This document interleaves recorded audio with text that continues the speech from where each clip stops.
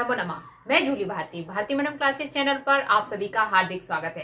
मित्रों, आज हम आपके लिए लाए हैं महाकवि बाणभट्ट द्वारा रचित कादंबरी के महत्वपूर्ण प्रश्न। तो आइए मित्रों, जान लेते हैं कादंबरी के बहुत इंपॉर्टेंट प्रश्न। तो मित्रों, फर्स्ट क्वेश्चन है विधा। विधा क्या है कादंबरी में? कथा, यानी कि कादंबरी क्या है? कथा काव्य। उसके बाद उपजीव्य कि कादंबरी कथा कहाँ से ली गई है? तो गुणाढ्य की बृहत कथा से, मकरंदिकोपाख्यान से। उसके बाद खंड अर्थात भाग। दो कादंबरी के दो भाग हैं, पूर्वार्ध और उत्तरार्ध। उसके बाद पूर्वार्ध रचयिता। पूर्वार्ध यानी कि महाकवि बाणभट्ट ने कादंबरी का पूर्वार्ध लिखा, इसीलिए पूर्वार्ध के रचयिता महाकवि बाणभट्ट। उसके बाद महाकवि बाणभट्ट की मृत्यु हो गई तो कादंबरी का उत्तरार्ध लिखा उनके पुत्र पुलिंद भट्ट अर्थात भूषण भट्ट ने। अब उसके बाद श्लोक संख्या। कादंबरी में जब कादंबरी प्रारंभ होती है तो प्रारंभ में 20 श्लोक लिखे गए हैं।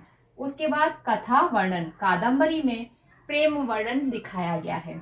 जन्म, 3 जन्मों की कथा है कादंबरी। मित्रों, उसके बाद नेक्स्ट क्वेश्चन मंगलाचरण कैसा है? कादंबरी में मंगलाचरण नमस्कारात्मक है।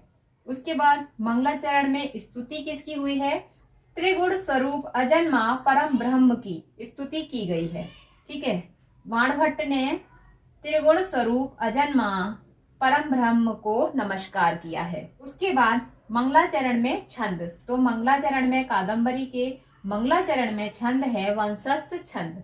उसके बाद नेक्स्ट क्वेश्चन प्रधान रस, तो श्रृंगार रस है कादंबरी में। उसके बाद कादंबरी में गुण, तो कादंबरी में गुण कौन सा है? माधुर्य।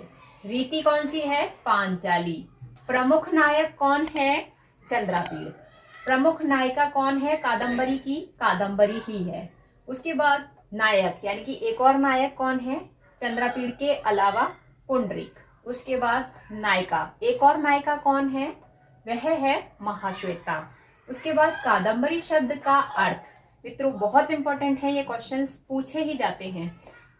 संस्कृत के प्रत्येक एग्जाम में ये क्वेश्चंस पूछे ही जाते हैं, आते हैं, इसलिए इनको आप बिल्कुल अच्छे से कंठस्थ कर लें।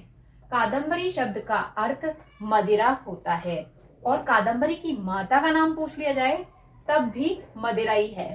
कादंबरी की माता का नाम भी मदिरा ही है। उसके बाद कथा का प्रारंभ विदिशा नगरी से होता है। सुकनासोपदेश के रचयिता महाकवि बाणभट्ट ही हैं। ठीक है, उसके बाद चंद्रापीड़ के 3 जन्मों का क्रम बहुत इंपॉर्टेंट है। तो पहले चंद्रमा, दूसरा चंद्रापीड़ और तीसरा शूद्रक। इस तरह से क्रम है चंद्रापीड़ के 3 जन्मों का।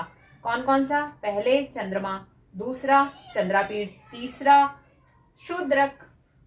अब उसके बाद सरोवर, तो कादंबरी में अछोत सरोवर का वर्णन हुआ है। कादंबरी हेमकूट पर्वत पर रहती थी और चंद्रापीड़ की नगरी का नाम उज्जैनी है।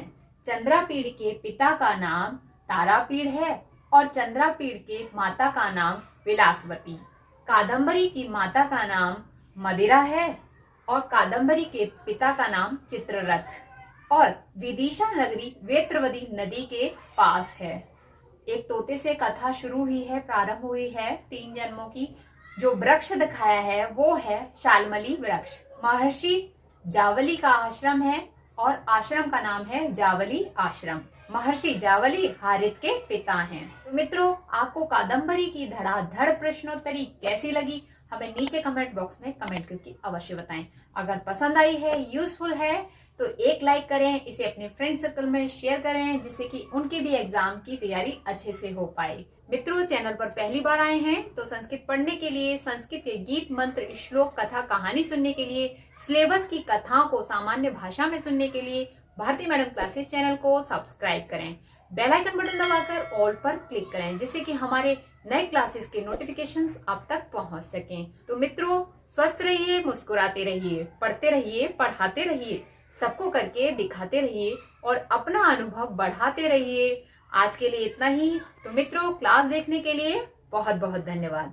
फिर मिलते हैं इसी प्रकार की एक नई क्लास के साथ।